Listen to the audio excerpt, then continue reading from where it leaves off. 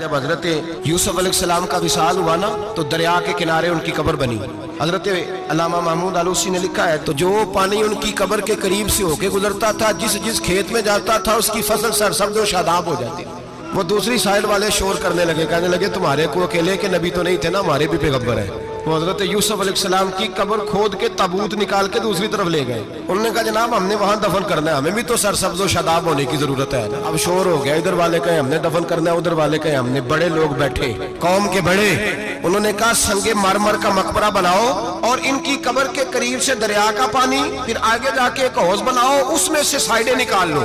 वहां हजरत यूसुफ अलैहिस्सलाम की कब्र के करीब से पहले छोटा सा रास्ता निकाला गया पानी के लिए, फिर आगे जाके एक बड़ा तालाब बनाया गया, फिर चारों तरफ वहां से पानी जाता था। जहां जहां पानी जाता था अल्लाह सरसब्ज़ो शादाब कर देता था सारे इलाके को। नबियों की कब्रों में उनके वजूद में रब करीम ने बरकत रखी हुई।